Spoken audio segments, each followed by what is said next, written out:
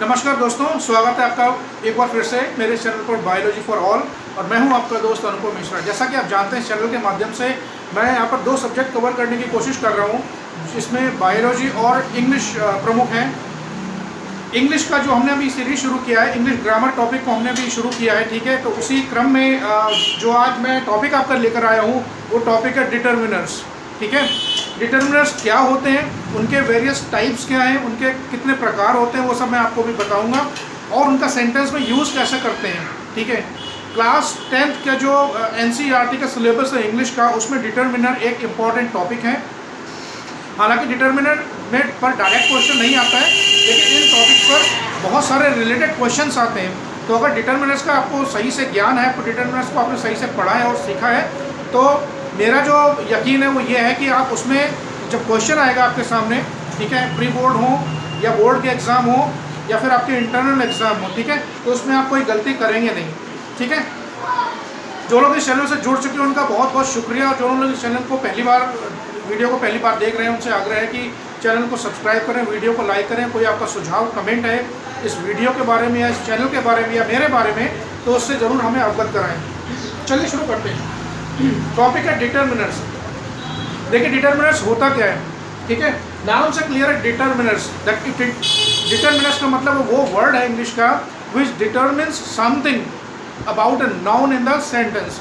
एक determiner English का वो वर्ड है जो किसी नाउन से पहले यूज होता है, and it indicates that which thing और which person we are talking about. किसी सेंटेंस में किसी नाउन से पहले कोई हम वर्ड यूज़ करते हैं, ठीक है, तो वर्ड हमें ये इंडिकेट करने के लिए यूज़ किया जाता है कि हम किसके बारे में क्या बात कर रहे हैं, ठीक है। ऑलरेडी मैंने यहाँ पर 4 या 5 एग्जाम्पल लिख के रखे हुए हैं जस्ट टू सेव टाइम, ये आपको समझाने की कि डिटर्मिनर है क्या। Read the first sentence. You are a good boy. You are a good boy. You noun, you इसका सब्जेक्ट है, गुड है एडजेक्टिव है, और बॉय है इसमें नाउन है, ठीक है। तो मैंने क्या बोला, डिटर्मिनर वो वर्ड है जो किसी नाउन से पहले यूज़ किया जाता है, ये इंडिकेट करने के लिए कि हम किस बारे में क्या बात कर रहे हैं। तो you are a good boy, ठीक है, तो उससे पहले मैं इंग्लिश का वर्ड यूज़ किया है जो है ए, ठीक है। तुम एक अच्छे लड़के हो। इस सेंटेंस में जो डिटर्मिनर है वो ए है। ए, एन और द, ये बेसिकली आर्टिकल्स में आते हैं, ठीक है। डिटर्मिनर सारे लगभग वही है जो आपने पढ़े हैं। इसमें डिमॉन्स्ट्रेटिव आएगा, ठीक है, इसमें कुछ एडजेक्टिव्स भी आते हैं, वो सारे के सारे, उसमें कुछ प्रोनाउंस भी आते हैं, ठीक है, आर्टिकल्स भी आते हैं, वो सारे के सारे अभी हम उसमें सब एक एक करके उनको पढ़ेंगे। नेक्स्ट सेंटेंस पढ़िए। He stood fast in the class. He stood fast in the class, ठीक है। ही सब्जेक्ट है, क्लास एक नाउन है, हमने नाउन की तरह इसको यूज़ किया है। तो ये क्लास के बारे में क्या बता रहे हैं, ठीक है। ही stood first in the class, वो क्लास में प्रथम स्थान उसका आया। इस सेंटेंस में जो डिटर्मिनर वो क्या है, फर्स्ट है, यानी कि क्लास में उसको प्रथम स्थान मिला। नेक्स्ट पढ़ते हैं। I have no idea how it happens. इसको हाउ कर दें, गलत लिखा हुआ है। I have no idea how it happens. I have no idea how it happens. बात किसके बारे में हो रही, या आइडिया कह सकते हैं, ठीक है, आइडिया के बारे में बात हो रही। आइडिया नाउन है या नहीं है, आइडिया नाउन है। तो नाउन से पहले हमने वर्ड यूज़ किया इंग्लिश का जो है नो, वो किसकी तरफ इंडिकेट कर रहा है, किसको इंडिकेट कर रहा है, आइडिया की तरफ, ठीक है। वैसे तो हाउ भी एक डिटर्मिनर है जो हैपेंड से पहले यूज़ किया गया है। नेक्स्ट एग्जाम्पल पढ़ते हैं। Both the boys were absent. Both the boys were absent. यहाँ पर बोथ वर्ड यूज़ किया गया नाउन से पहले, बॉय से पहले। बॉय एक कॉमन नाउन है, उससे पहले मैंने यूज़ किया बोथ, किसको इंडिकेट करने के लिए, बॉय का। क्या बता रहा है इसके बारे में कि दोनों लड़के जो थे एब्सेंट थे, क्लास में से एब्सेंट थे, कहाँ से एब्सेंट थे वो मेंशन नहीं है, ठीक है। तो इस सेंटेंस में बोथ क्या है, एक डिटर्मिनर है। नेक्स्ट पढ़ते हैं। This is my house. ये मेरा घर है, ठीक है।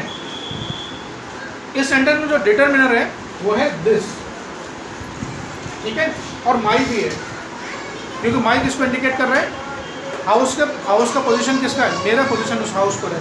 तो इस पर दिस भी डिटर्मिनर है और माई भी डिटर्मिनर है। ये तो हुई इसकी डेफिनेशन और इसके सारे एग्जांपल आपको थोड़ा सा आइडिया लग गया होगा कि डिटर्मिनर्स बेसिकली होते क्या हैं। ठीक है, अब बात करते हैं इनके टाइप्स की, ये होते कितने प्रकार के हैं।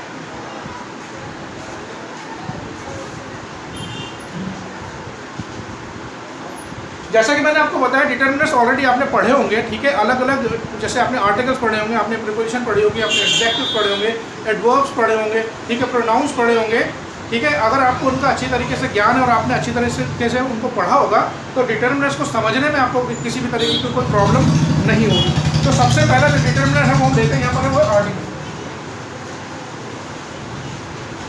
ठीक है, आर्टिकल्स पर मैंने एक सेपरेट एक वीडियो बनाया हुआ है, तो जो लोग उस वीडियो को अगर देखना चाहते हैं तो मेरे चैनल पर वो ऑलरेडी अपलोडेड है, आर्टिकल के नाम से, आर्टिकल ए एंड द, आपने छोटी क्लासेस में भी पढ़े होंगे।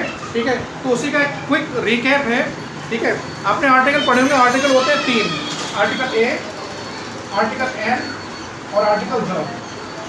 ठीक है, आर्टिकल ए और एन इनडेफिनेट आर्टिकल है और आर्टिकल द जो है डेफिनेट आर्टिकल है। ठीक है, ये कौन से आर्टिकल है, इनडेफिनेट।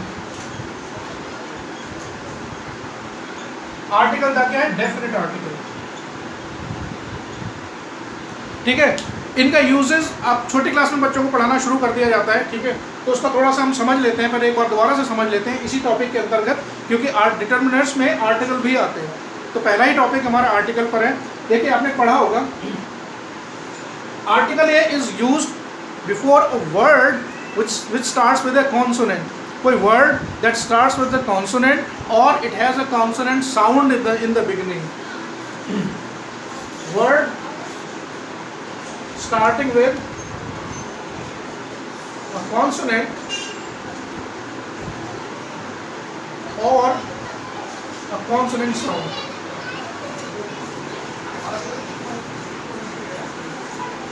ठीक है, a word starting with a consonant, या तो कॉन्सोनेंट से शुरू हो रहा है वो वर्ड या फिर उसका जो बिगिनिंग का साउंड है वो कॉन्सोनेंट साउंड है, तो उन सब के आगे हम आर्टिकल ए का यूज़ करते हैं। ठीक है, इसके अलावा जितने भी काउंटेबल नाउन्स यानी जिन चीज़ों को हम गिन सकते हैं, जिन चीज़ों को, जिन नाउन्स को हम काउंट कर सकते हैं, ठीक है, उन सभी के आगे हम आर्टिकल ए का यूज़ करते हैं। मैं आपको कुछ एग्जाम्पल्स यहाँ पर दे देता हूँ ए का, आर्टिकल ए का यूज़ करते कैसे।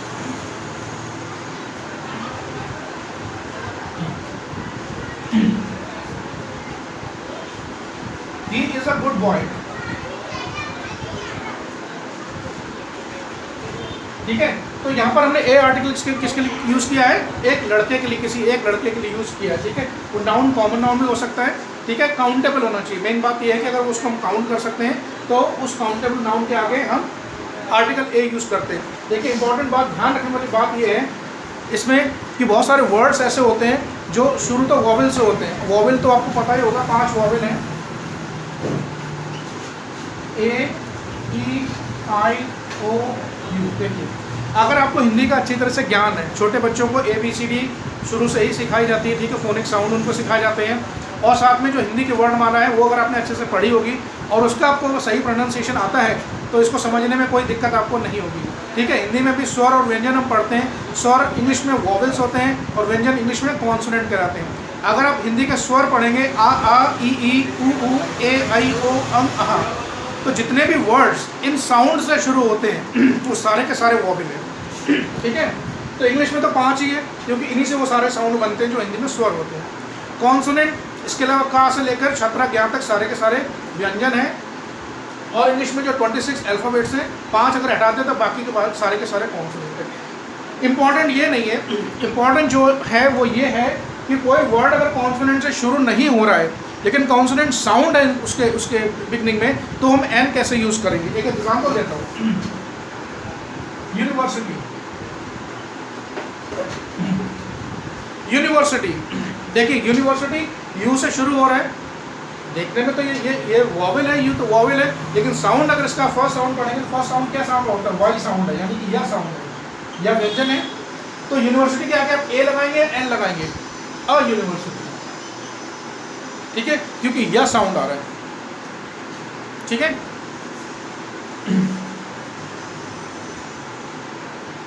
ये आपको आई थिंक क्लियर हो गया होगा। ठीक है, अब अगर अम्ब्रेला लिखते हैं,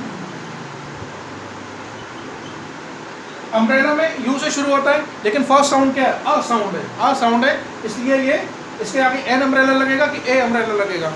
इसके आगे एन अम्ब्रेला लगेगा। तो ध्यान रखने वाली बात ये है कि जितने भी वर्ड्स कॉन्सोनेंट से शुरू होते हैं या जिनका बिगिनिंग में कॉन्सोनेंट साउंड है उसके उनके सभी के आगे हम ए लगाते हैं। ठीक है, एक एग्जांपल और देता हूँ।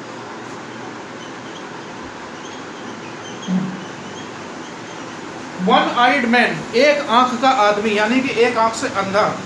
अब मुझे बताइए वन में साउंड क्या आ रहा है? ओ से शुरू हो रहा है वोवेल से, लेकिन फर्स्ट साउंड क्या है? वह साउंड है, यानी कि वी, इंग्लिश का वी साउंड है। तो इसके आगे आप ए लगाएंगे कि एन लगाएंगे? इसके आगे अ वन आइड मैन लगाएंगे। ठीक है, इसके आगे ए आएगा। तो ये सेपरेट बहुत बड़ा टॉपिक है। जो इंपॉर्टेंट चीज़ आपको समझने के लिए ज़रूरी है वो मैं यहाँ पर आपको बता रहा हूँ कि ए का यूज़ कहाँ होगा। कोई word that starts with a consonant और it has a consonant sound in the beginning, we will always use article a. ठीक है, अब बात करते हैं आर्टिकल एन की। इसको हम कैसे यूज़ करते हैं?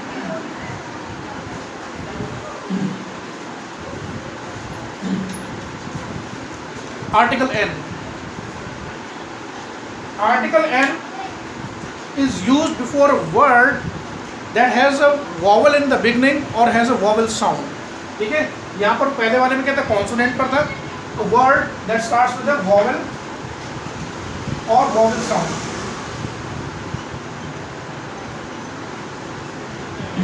ठीक है, कोई वर्ड या तो वॉवल से शुरू हो रहा है या उसके बिगिनिंग में वॉवल साउंड है, तो उसके आगे हम आर्टिकल एन का यूज करेंगे।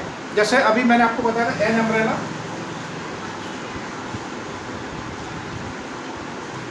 ठीक है, ये तो बड़ा सिंपल सा एग्जाम्पल, बहुत ही क्लियर है। अब अगर मैं यहाँ पर लिखता हूँ ऑनेस्ट मैन, अब देखिए ऑनेस्ट एच से भले ही शुरू होता है, देखिए यहाँ पर एच साइलेंट है, एच क्या है यहाँ पर? साइलेंट है।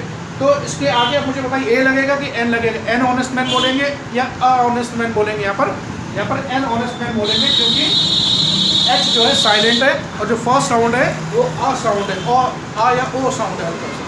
ठीक है, H O U R, H silent है। ठीक है, यहाँ पर क्या यूज होगा? एन। ये तो बड़ा सिंपल सी चीज़ है। कुछ और एग्जांपल्स मैं आपको यहाँ पर देता हूँ समझने के लिए कि इसका यूज़ कैसे करते हैं। जैसे कुछ अब्रीविएशंस होती हैं, अब्रीविएशन समझते हैं, जैसे MLA, member of legislative assembly, IAS, TCS, ये सारे क्या हैं? एब्रीविएशंस हैं। SDM, SP, SSP, DGP, ये सारे एब्रीविएशंस हैं। बहुत सारे abbreviation they start with a consonant, consonant से शुरू ज़रूर होते हैं, लेकिन उनके आगे हमेशा एन लगता है। मैं आपको कुछ एग्जांपल देता हूँ आपको समझने के लिए। ठीक है, जैसे मान लीजिए हमने लिखा SDM। SDM क्या होता है भाई? सब डिस्ट्रिक्ट मजिस्ट्रेट। ठीक है, किसी एक कस्बे का, जिले में किसी कस्बे का अधिकारी होता है, सबसे बड़ा अधिकारी। ठीक है, सब डिस्ट्रिक्ट मजिस्ट्रेट होता है।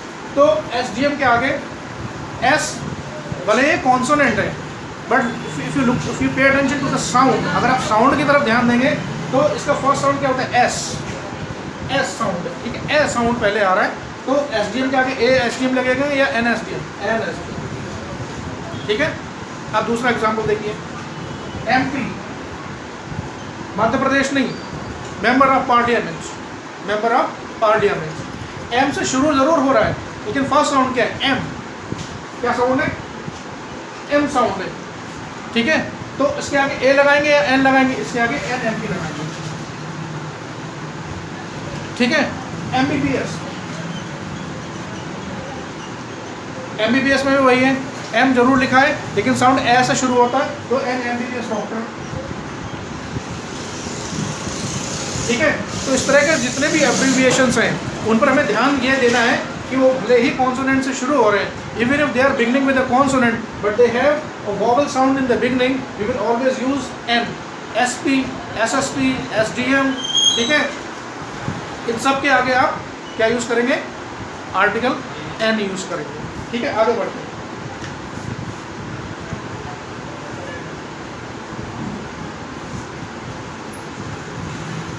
आर्टिकल द,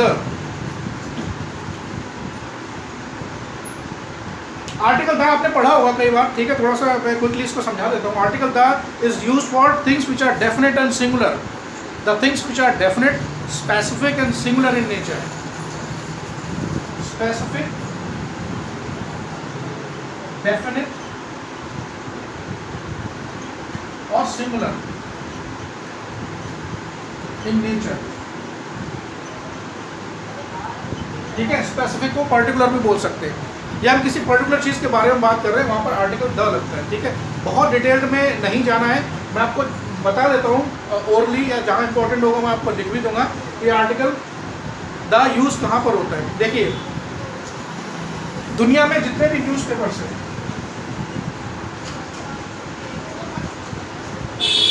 ठीक है, ऑल द न्यूज़पेपर्स, मैगजीन्स, जितनी भी मैगजीन्स हैं, ठीक है, रिलीजियस बुक्स,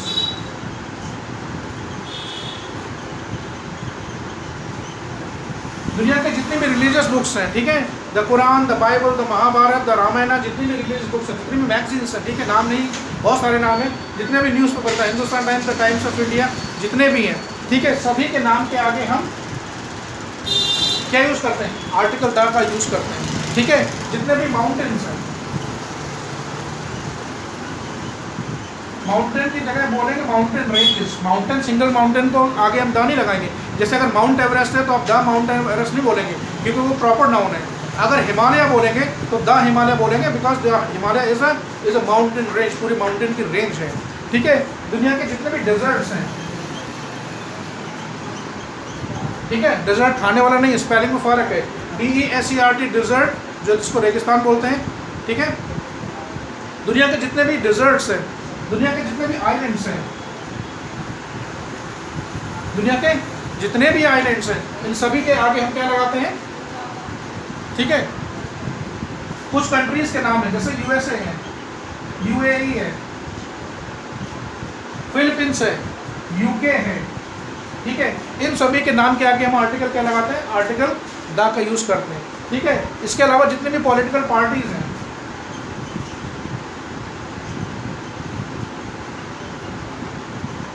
जितनी भी पॉलिटिकल पार्टीज हैं, the BJP, the Congress, the आम आदमी party, the Samajwadi party, Hindustan में देखा जाए तो छोटी और बड़ी सब मिला के लगभग 2000 से ऊपर पार्टीज़ हैं। इसमें 2 या 3 नेशनल पार्टीज़ हैं, बाकी सब स्टेट लेवल की पार्टीज़ हैं, कुछ उनसे भी छोटी है, ठीक है। तो पार्टीज़ के नाम ज़्यादा डिटेल में जाने की ज़रूरत नहीं है। तो दुनिया के जितने भी न्यूज़पेपर्स हैं, मैगजीन्स हैं, रिलीजियस बुक्स हैं, माउंटेन रेंजेस हैं, डेजर्ट्स हैं, आइलैंड्स हैं, कंट्रीज़ के नाम हैं, पॉलिटिकल पार्टीज़ हैं, इसके अलावा हिस्टोरिकल बिल्डिंग्स हैं जितनी भी,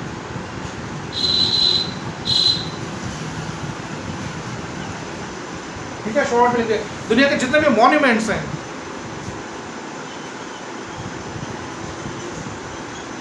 दुनिया के जितने भी माउंटेन्स हैं, ठीक है, सबके आगे हम दुनिया के जितने भी ओशंस हैं,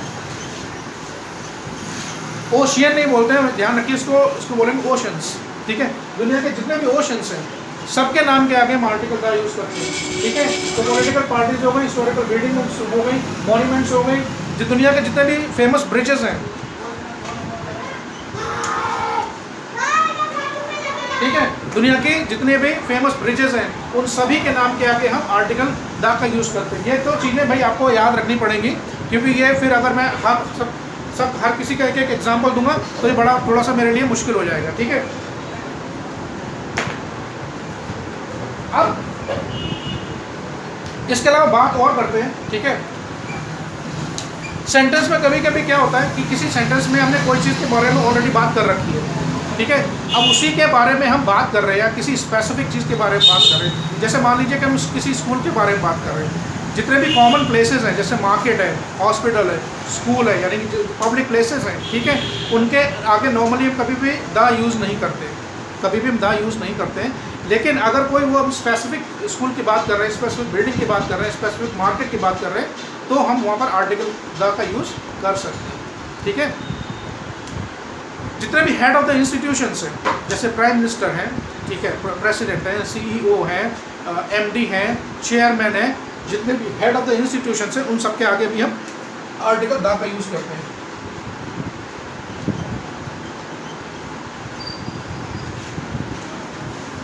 Like he is the chairman of the school, he is the managing director of the company। तो जितने भी इंस्टीट्यूशंस के हेड हैं, उन सबके नाम के आगे द का यूज़ करते हैं, या जैसे मैंने बताया किसी पब्लिक प्लेस में, लेकिन स्पेसिफिकली हम उसी के बारे में बात कर रहे हैं, तो हम आर्टिकल द का यूज़ कर सकते हैं। कैसे? This is the school in which I studied for about 10 years. ये वो स्कूल है जिसमें मैं लगभग 10 साल तक पढ़ा हूँ। तो समझ में आया होगा कि आर्टिकल द का यूज़ हम कहाँ कहाँ कर सकते हैं। बहुत ही डिटेल्ड टॉपिक है, इसमें ज़्यादा डिटेल में हम नहीं जाएंगे, ठीक है। आई होप आपको यहाँ इतना समझ में आया होगा, ठीक है।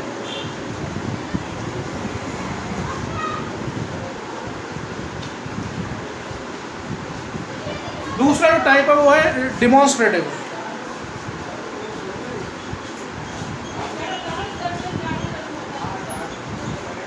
देखिए, जब मैंने आपको प्रोनाउन पढ़ाया था, मेरे प्रोनाउन पर भी मैंने एक सेपरेट वीडियो बनाया हुआ है, तो अगर आप चाहें तो उस वीडियो को भी आप मेरे चैनल पर यूट्यूब पर जाकर देख सकते हैं प्रोनाउंस के बारे में।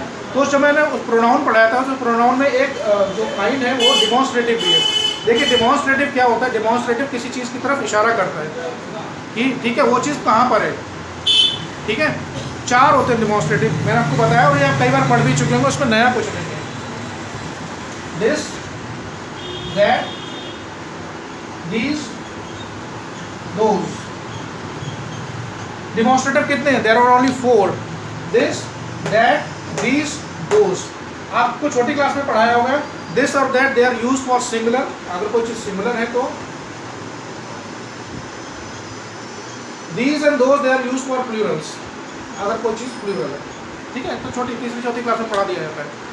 This is used when the thing is near to you, ठीक है, जब कोई चीज़ आपके पास है। This is my pen, this is my wallet, this is my book, this is my sister, this is my dog, जो भी है, ठीक है।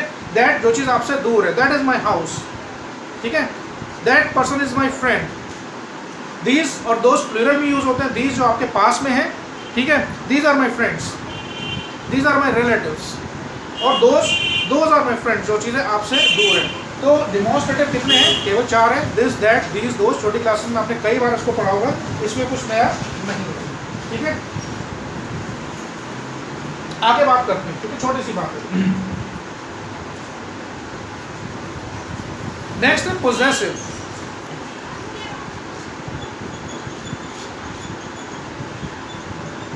पोजेसिव का मतलब ये है भाई, पोजेसिव का मतलब कई बार पोजेसिव का मतलब पोजेशन शो करना, किस चीज़ पर किसका अधिकार है, ठीक है। ऑनरशिप शो करते हैं, जो वर्ड ऑनरशिप शो करते हैं, ठीक है, वो वर्ड्स पोजेसिव कहलाते हैं। दे शो ऑनरशिप।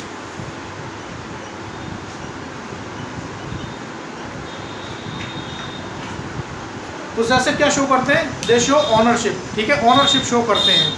किसी चीज़ पर किसका पोजेशन है, ये वो जो वर्ड्स यूज़ किए जाते हैं वो सारे के सारे पोजेसिव हैं। आपने अगर प्रोनाउन पढ़े होंगे तो प्रोनाउन में पोजेसिव में पढ़ा होगा, एडजेक्टिव में भी पोजेसिव एडजेक्टिव्स होते हैं, पोजेसिव प्रोनाउन होते हैं, ठीक है।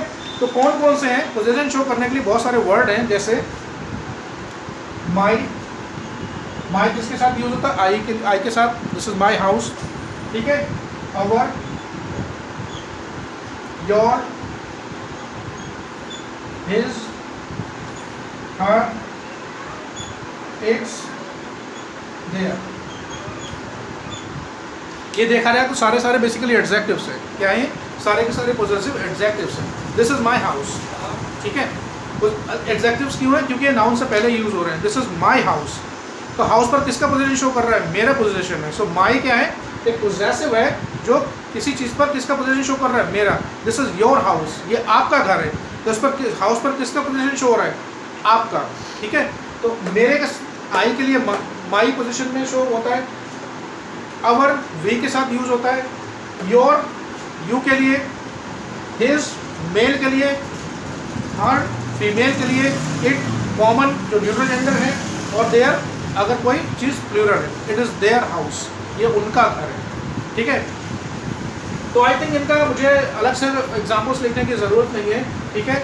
मैंने आपको सभी एग्जाम्पल्स एक एक करके अलग अलग आपको बताए हैं, ठीक है, कि इनका पोजेसिव जो भी words, the words which show possession and they are used before a noun are called possessive determiners, ठीक है। डिटर्मिनर्स तो हैं ही, और डिटर्मिनर्स की कैटेगरी में ये पोजेसिव हैं, और पोजेसिव में भी बेसिकली क्या है? बेसिकली एडजेक्टिव्स हैं which are used before a noun, ठीक है। आपको इतना समझ में आया? आप चाहें तो उसका स्क्रीनशॉट ले सकते हैं तब तक।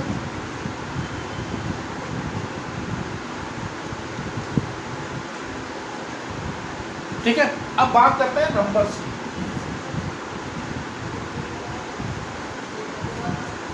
ठीक है, नंबर्स, मैं इनको नंबर क्यों बोल रहा हूँ मैं आपको समझाता हूँ नंबर क्यों बोल रहा हूँ। नंबर हम दो तरीके से लिख सकते हैं, एक तो सिंपल से नंबर है जो सिंपल काउंटिंग होती है 1 2 3 4 5 6 7 8 9 10 और जहाँ तक भी काउंटिंग जाती है। ठीक है, दूसरा ऐसा भी लिख सकते हैं दैट पहला दूसरा तीसरा चौथा पांचवा छठा, ये भी काउंटिंग है एक तरीके की। ठीक है, तो जो दोनों मैंने आपको एग्जांपल बताए दोनों नंबर्स में आते हैं। दो तरीके के हैं, एक तो है ऑर्डिनल्स, दूसरा है ऑर्डिनल्स। मैथ में पढ़ा होगा आपने, क्लास 10 के जो बच्चे 9 10 के बच्चे, छोटी क्लास में मैथ्स में ये सिखा दिया जाता है कि कॉर्डिनल्स और ऑर्डिनल्स क्या होते हैं। ठीक है, ठीक है, जो कोऑर्डिनल्स हैं वो एक्चुअल नंबर्स होते हैं। क्या होते हैं? संख्याएं होती है 1 2 3 4 5 6 7 8 9 10 जितना भी है। ठीक है, 1 2 3 4 जहाँ तक भी ये नंबर जाता है। कोऑर्डिनल्स एक्चुअल नंबर्स हैं। ठीक है, इंग्लिश में आप ध्यान रखिए जब भी आप इंग्लिश लिख रहे हैं, whenever you are writing English avoid using numbers, actual numbers. जैसे अगर आप 1 लिखना है तो उसको 1 मत लिखिए। ठीक है, हमेशा उसको ऐसे लिखिए। 2 लिखना है 2 लिखना है तो ऐसा लिखिए, नंबर्स में मत लिखिए। ठीक है, थोड़ा सा अच्छा इंप्रेशन पड़ेगा। तो कोऑर्डिनल्स आर एक्चुअल नंबर्स 1 2 3 4 जहाँ तक भी काउंटिंग जाती है। ठीक है, like I have got only 1 pen, I have got only 1 pen. ठीक है, वैसे तो 2 हैं लेकिन just to give an example I have got only 1 pen. तो पेन से पहले मैंने यूज़ किया है, जो 1 जो है इसको स्पेसिफाई कर रहा है, किसको? पेन को की तरफ इंडिकेट कर रहा है। ठीक है, तो ये हो गए ऑर्डिनल नंबर्स। दूसरा है ऑर्डिनल नंबर्स। ऑर्डिनल नंबर्स का मैंने अभी आपको एक एग्जांपल बताया था, जैसे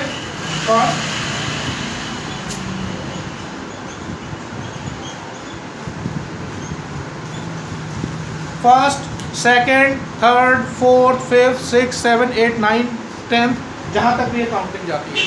एग्जाम्पल्स बहुत सारे, he stood first in the class, she stood second in the class.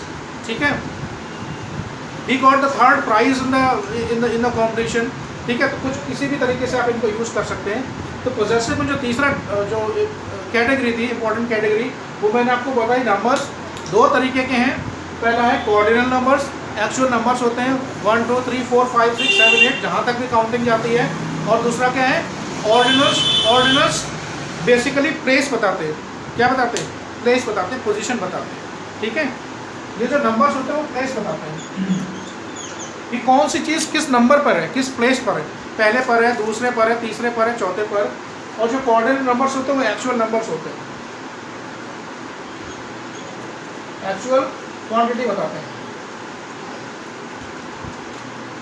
I have 10 rupees in my pocket, मेरे पॉकेट में केवल 10 रुपये। I have 10 rupees in my pocket, मेरी पॉकेट में 10 रुपये। तो 10 यहाँ पर क्या बता रहा है? एक्चुअल नंबर बता रहा है।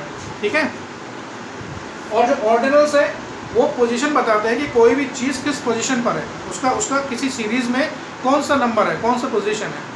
ठीक है, आई होप आपको इतना समझ में आया होगा। ठीक है, अब इस वीडियो के अगले हिस्से में जो जितने भी डिटर्मिनेंट्स बचे, अभी 3-4 अभी और बचे हैं, उनको हम कवर करेंगे।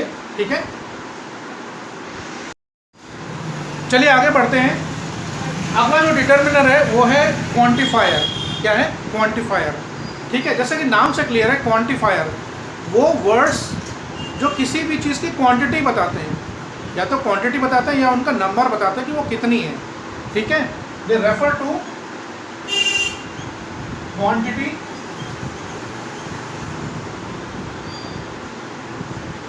किसी चीज़ की, या तो क्वांटिटी बताते हैं कितनी संख्या में, और या फिर उसका नंबर बताते हैं कि वो कितनी है। मैं यहाँ पर एक्चुअल नंबर की बात नहीं कर रहा हूँ, अभी थोड़ी देर पहले हमने नंबर्स की बात की थी, कोऑर्डिनल्स और ऑर्डिनल्स की, मैं उनकी बात अब दोबारा नहीं कर रहा हूँ। क्वांटिफायर्स किसी भी चीज़ की क्वांटिटी बताते हैं या फिर उनका नंबर बताते हैं, लेकिन एग्जैक्टली वो नहीं बताते हैं कि वो नंबर है कितना। बहुत सारे वर्ड्स हैं, देखिए जैसे मैंने कि आपका कहा था कि अगर आपने प्रोनाउंस को अच्छी तरह से पढ़ा है और एग्जैक्टिव्स को आपको सेपरेटली अच्छी तरह से स्टडी किया है, तो इनको समझने में आपकी कोई भी दिक्कत नहीं होगी, क्योंकि ज़्यादातर जो डिटर्मिनेंट्स हैं ऑलरेडी आपने पढ़े हुए हैं, आर्टिकल्स आपने पढ़े हुए हैं, डिस्ट्रीब्यूटिव प्रोनाउन में अगर आपने पढ़ा हो, डिस्ट्रीब्यूटिव प्रोनाउन आपने पढ़े होंगे, ठीक है। डिमॉन्स्ट्रेटिव प्रोनाउन भी आपने पढ़े होंगे। एडजेक्टिव्स ऑफ क्वांटिटी भी आपने पढ़ा होगा। एडजेक्टिव्स को आपने अच्छी तरह स्टडी किया है तो एडजेक्टिव्स ऑफ क्वांटिटी में कौन कौन से वर्ड्स यूज़ होते हैं वो सारे के सारे डिटर्मिनर्स हैं। बहुत सारे एग्जाम्पल है, मैं आपको कुछ एग्जाम्पल लिख के बताता हूँ आपको। जैसे ऑल, ऑल का मतलब सभी। अब देखिए ऑल कोई निश्चित संख्या तो नहीं बता रहे, ठीक है। ऑल काउंटेबल चीज़ों के लिए हम यूज़ करते हैं। All of you are invited to my house today.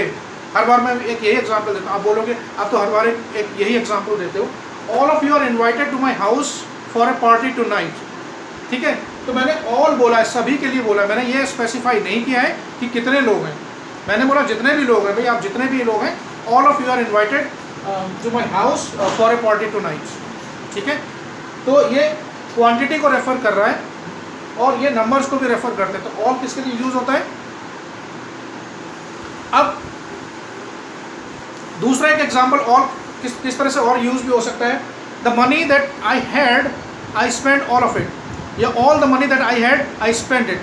जितना भी मेरे पास पैसा था वो मैंने सारा का सारा खर्च कर दिया। एक दूसरा एग्जाम्पल ये भी हो सकता है। एक दूसरा एग्जाम्पल है ऑल सम। सम का मतलब थोड़ा, नंबर के लिए यूज करते हैं, क्वांटिटी के लिए भी यूज कर सकते हैं। Please give me some rice, ठीक है। Please give me some money, there is some water in the glass, ठीक है। तो इस तरह बहुत सारे एग्जाम्पल। सम का मतलब थोड़ा या कुछ, ठीक है। नेक्स्ट है फ्यू। फ्यू का एग्जाम्पल और लिटिल का एग्जाम्पल मैं आपको बाद में दूंगा क्योंकि इसमें थोड़ा सा और भी एक्सप्लेनेशन वाला पार्ट है, ठीक है। नो, आप पूछे कि भाई नो नंबर कैसे बताता है। जैसे मैं बोलता हूँ I have no friends in Delhi, मेरा दिल्ली में कोई फ्रेंड नहीं है, ठीक है। तो किसकी तरफ इशारा कर रहा है, नंबर की तरफ इशारा कर रहा है, ठीक है। चलिए फ्यू भी यहाँ ले लेते हैं। फ्यू का मतलब थोड़ा, नंबर्स की तरफ इंडिकेट करता है। फ्यू हमेशा नंबर्स के लिए यूज करते हैं, यानी कि जो चीज़ें हैं the things which we can count, यानी कि जो काउंटेबल नाउन है उनके लिए हम फ्यू यूज करते हैं। और दूसरा वर्ड है लिटिल,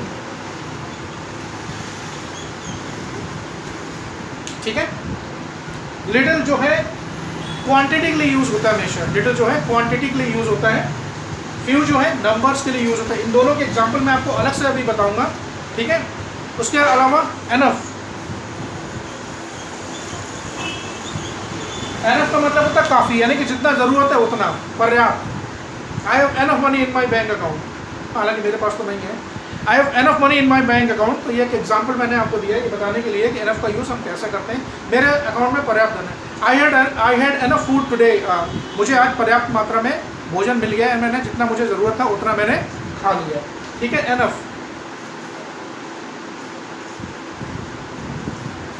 सेवरल, सेवरल का मतलब बहुत सारे। I have several friends, I have got several books in my library, मेरी लाइब्रेरी में बहुत सारी पुस्तकें हैं। तो सेवरल हम वर्ड कहाँ यूज़ करते हैं, डिटर्मिनर काउंटेबल चीज़ों के लिए, ठीक है। I have several money in my bank account हम ऐसे यूज़ नहीं करेंगे। I have several friends in the town, मेरे दोस्त शहर में बहुत सारे दोस्त हैं। या फिर I have several books in my library, मेरी लाइब्रेरी में बहुत सारी बुक्स हैं, ठीक है। तो हम उसके लिए सेवरल के लिए यूज़ कर सकते हैं। एनफ का मैंने आपको यूज़ बता दिया कैसे यूज़ करते हैं, ठीक है। ऑल, सम, नो, नन भी यूज़ कर सकते हैं। नन का मतलब कोई नहीं। नन भी एक नंबर की तरफ इंडिकेट करता है। नन किसकी तरफ इंडिकेट करता है, नंबर की तरफ इंडिकेट करता है, ठीक है। बोथ, बोथ नाम से क्लियर है भाई, बोथ तो हमेशा दो लोगों के लिए यूज होता है, ठीक है। Both of you can come to my house today, आप दोनों लोग मेरे घर आ सकते हैं। बोथ किसके लिए यूज होता है, नंबर के लिए यूज होता है। तो जितने भी मैंने वर्ड्स बताए, ऑल, प्लेनिटी ऑफ,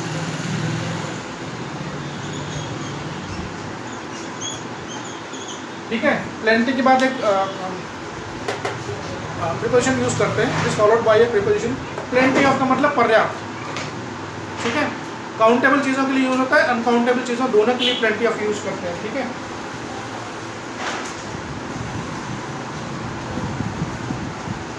नेक्स्ट है मच।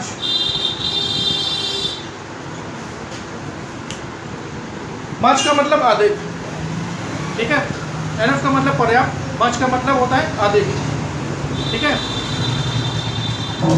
तो ये जितने भी मैंने आपको बताए हैं ये सारे के सारे क्वांटिफायर्स हैं, they refer to the quantity and numbers. वो अब मैंने अभी बोला था, मैं इसमें दो चीज़ें हैं, फ्यू और लिटिल, ठीक है। इनमें से थोड़ा सा इनका यूज़ कैसे करते हैं थोड़ा सा समझ लेते हैं,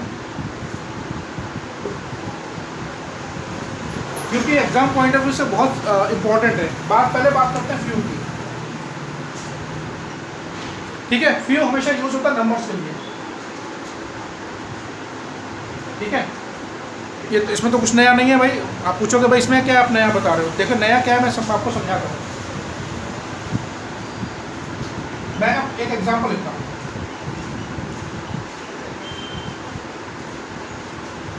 आई हैव फ्यू फ्रेंड्स, ठीक है। पहले तीनों एग्जांपल लिख लेता हूँ बोर्ड पे, जो मुझे 3 एग्जांपल आपको बताने हैं। I have a few friends,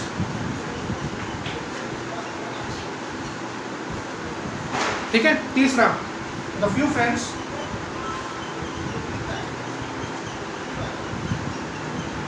I have, I like all of them,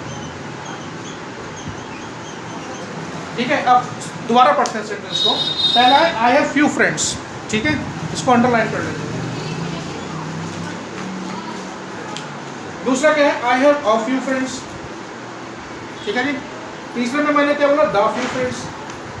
अब पूछने में फर्क क्या है, जब आप बोलते हैं I have few friends, when ever you use few without using any article, यानी कि फ्यू से पहले अगर आप कोई आर्टिकल नहीं लगाते हैं तो उसका सेंस जो है नेगेटिव सेंस होता है। क्या होता है, नेगेटिव सेंस। ये नेगेटिव सेंस में यूज किया जाता है। इसका मतलब ये है, देखिए थोड़ा ग्रामर थोड़ा सा टिपिकल चीज़ है ये। जब आप बोलते हैं आई हैव फ्यू फ्रेंड्स, इसका मतलब होता है आई हैव नो फ्रेंड्स। बहुत सारे लोगों के लिए ये चीज़ थोड़ा सा नई होगी कि आप ये क्या आप पढ़ा रहे हो, ये क्या आप बता रहे हो, लेकिन आप किसी भी अच्छी ग्रामर बुक में रेफर करेंगे तो आपको यही मिलेगा। आई हैव फ्यू फ्रेंड्स का मतलब होता है आई हैव नो फ्रेंड्स, मेरा कहने के लिए कोई भी दोस्त नहीं है। होगा तो कोई एक आध होगा, ठीक है, कहने पर नाम मात्र के लिए। जब मैं बोलता I have a few friends, इसका मतलब इतने मेरे कुछ 2-4 दोस्त हैं, इतने हैं कि मैं काउंट कर सकता हूँ, ठीक है, नाम लेने के लिए मेरे अच्छे कुछ 2-4 दोस्त हैं। अ फ्यू का मतलब थोड़ा। द फ्यू फ्रेंड्स का मतलब है जितने भी फ्रेंड्स हैं मेरे सारे के सारे। अब थर्ड सेंटेंस को पढ़िए, the few friends I have, I like all of them. जितने भी मेरे दोस्त हैं, थोड़े बहुत जितने भी हैं, मैं सबको पसंद करता हूँ। आपको फ़र्क समझ में आया? वैन यू से फ्यू नेगेटिव सेंस में यूज़ होता है, आई हैव फ्यू फ्रेंड्स का मतलब है मेरा लगभग कोई दोस्त नहीं है, नेगेटिव यूज़ होता है। जब मैं बोलता हूँ I have a few friends, तो मैं बोलता हूँ मेरे थोड़े बहुत दोस्त हैं, ठीक है, 2-4 काउंट करने लायक हैं। जब मैं बोलता हूँ the few friends I have, I like all of them, तो मेरा कहने का मतलब ये है कि मेरे जितने भी दोस्त हैं, चाहे वो 2 हो, 4 हो, 10 हो, जितने भी थोड़े बहुत हैं, मैं सबको बहुत पसंद करता हूँ, ठीक है। अब बात करते हैं लिटिल की।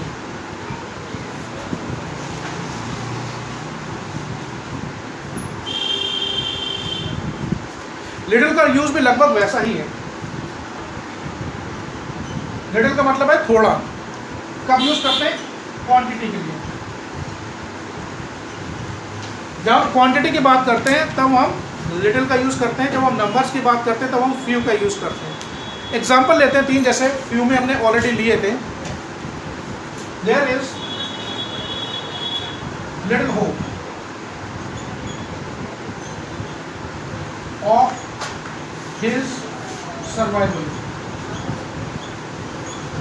There is little hope for his survival. मैंने वर्ड यूज किया लिटिल, इसके आगे कोई भी आर्टिकल नहीं लगाया है। अब आप पहले वाले एग्जाम्पल से समझ गए होंगे कि यहाँ पर लिटिल का क्या मतलब है। यहाँ पर लिटिल का मतलब नेगेटिव है। जब मैं बोलता हूँ there is little hope of his survival, उसने बचने की बहुत कम उम्मीद है, यानी कि ना के बराबर उम्मीद है। इसको आप ना ही मानिए एक तरीके से, ठीक है। There is little water in the glass. There is a little water in the glass. के यहाँ पर मैंने लिटिल से पहले एक आर्टिकल यूज किया है, सेंस इसका वही है कि भाई ग्लास में थोड़ा बहुत पानी है, थोड़ा पानी है, ठीक है। अब मैं बोलता हूँ the little water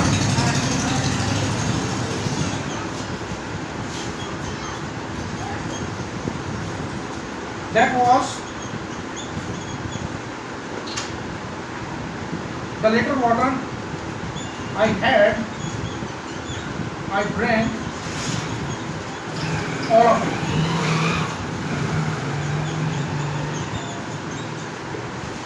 The little water I had, I drank all of it. जितना भी थोड़ा बहुत मेरे पास पानी था मैं सारा का सारा पी गया। अब आप इसको अच्छी तरह से समझ लीजिए कि दा में जब आर्टिकल ए और दा लगाते हैं, फ्यू में आर्टिकल ए और दा लगाते हैं तो कैसे चेंज मीनिंग हो जाता है, उस तरह लिटिल में जब आर्टिकल ए और दा लगा लेते हैं तो मीनिंग किस तरीके से चेंज हो जाता है और सेंटेंस में किस तरह से इसको यूज़ करते हैं। आई होप आपको इसमें इस चीज़ को आपने समझ लिया होगा और सीख लिया होगा। ठीक है, आप चाहे तो उसका स्क्रीनशॉट ले सकते हैं। चलिए आगे बढ़ते हैं।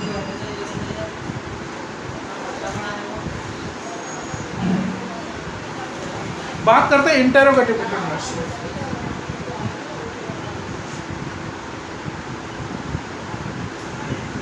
इंटेरोगेटिव डिटरमिनर्स प्रोनाउंस की तरह के हैं। जितने भी words which are used to ask questions are called interrogative determiners. ठीक है, वर्ड्स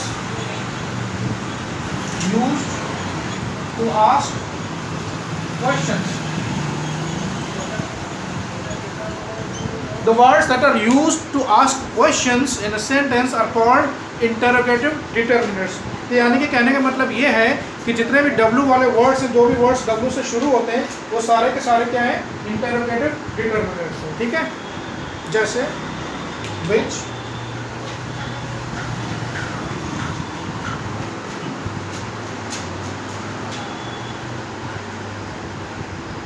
whose,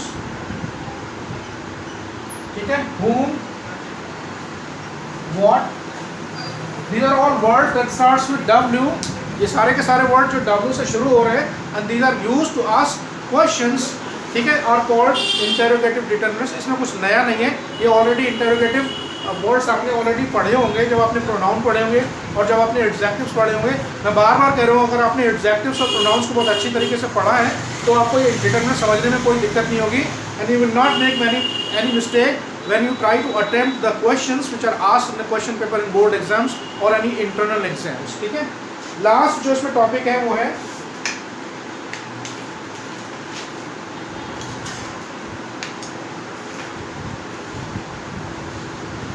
डिस्ट्रीब्यूटिव। ये भी पढ़ा हुआ होगा आपका, 100% आपने पढ़ा होगा डिस्ट्रीब्यूटिव्स।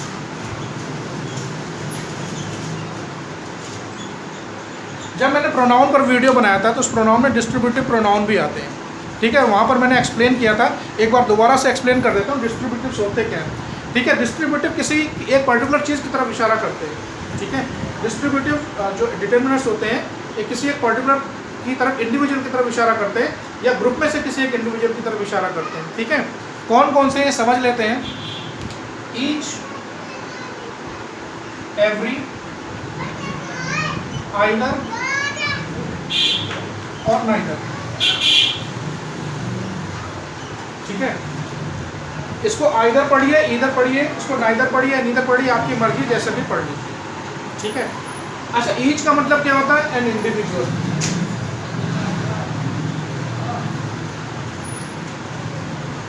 ठीक है, एवरी का मतलब होता है N individual in a group. ठीक है, इसका मतलब होता है individual in particular.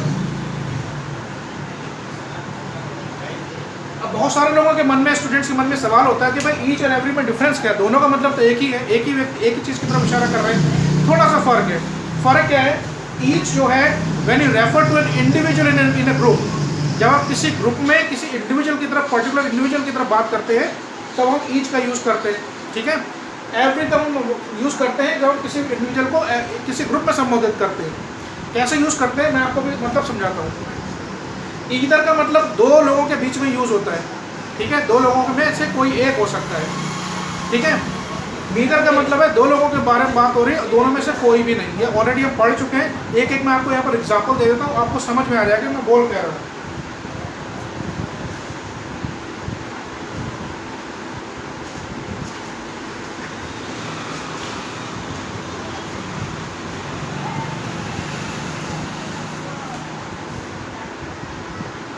You need to read each chapter carefully. भाई एक बुक है, इसमें बहुत सारे चैप्टर्स हैं, मैं कह रहा हूँ you have to read each chapter carefully.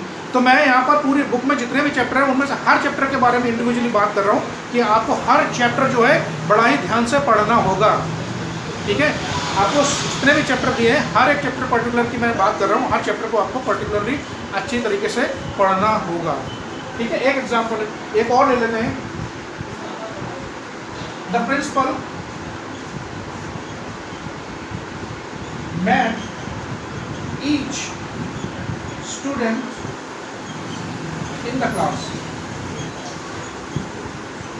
ठीक है भाई। क्लास तो एक ग्रुप है, क्लास तो एक ग्रुप है, ग्रुप में बहुत सारे बच्चे बैठे हैं, तो प्रिंसिपल आया और उस प्रिंसिपल ने हर बच्चे से, ग्रुप में हर बच्चे से मुलाकात की इंडिविजुअली, क्लास में हो सकता है क्लास में बैठकर ही की बात की हो। The principal met each student in the class, ठीक है। तो आया आपको ईच का मतलब यहाँ पर क्लियरली समझ में आया होगा। दूसरा था एवरी, ठीक है, ये तो ईच का यूज हो गया। दूसरा every, he met every guest in the party, He met every guest in the party। हम किसी पर्टिकुलर गेस्ट की बात नहीं कर रहे हैं इंडिविजुअल की, we are talking about guest who were gathered in the party. Party में जितने भी गेस्ट यूज किए थे, एक जनरल स्टेटमेंट है कि वो पार्टी में गया और सारे गेस्ट थे सबसे मिला, ठीक है। तो ईच और एवरी का यूज आपको आई थिंक आपको यहाँ पर समझ में आ गया हो। आइदर और नाइदर जैसा कि मैंने आपको बताया था,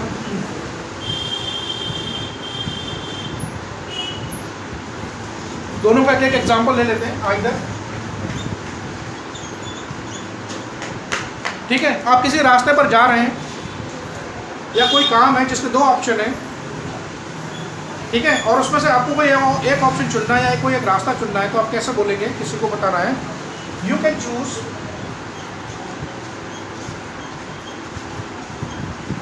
ईदर वे। भाई दो रास्ते हैं, बोल रहा हूँ मैं, you can choose either way, आप दोनों में से कोई एक रास्ता चुन सकते हैं। तो ईदर का मतलब होता है दो में से कोई एक, ठीक है। नाइदर का एक यूज कर सकते हैं,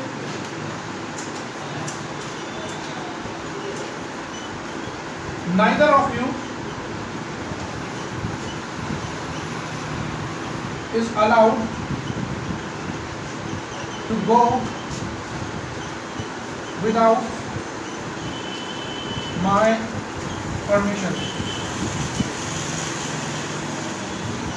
Neither of you is allowed to go without my permission। आप तुम दोनों में से कोई भी बिना मेरी परमिशन के बाहर नहीं जा सकता। तो नीदर का यूज नेगेटिव सेंस में होता है, दो में से कोई भी नहीं। ईदर का यूज मतलब होता है दोनों में से कोई एक। तो ये था डिटरमिनिस्ट का कौन सा पार्ट, डिस्ट्रीब्यूटिव। आई होप आपको जो मैंने उस पूरे वीडियो में जो जो चीज़ें एक्सप्लेन की हैं, आपको कोई चीज़ समझ में नहीं आई तो पीछे जाकर उसको आप रिवाइंड करके दोबारा देखिए, ठीक है। हालांकि आजकल रिवाइंड का तो फैशन वो ख़त्म हो गया है, आजकल तो स्मार्टफोन आ गए हैं और टच करके आप उसको फॉरवर्ड या बैकवर्ड कैसे भी कर सकते हैं। तो आई होप आपको ये समझ में आया होगा।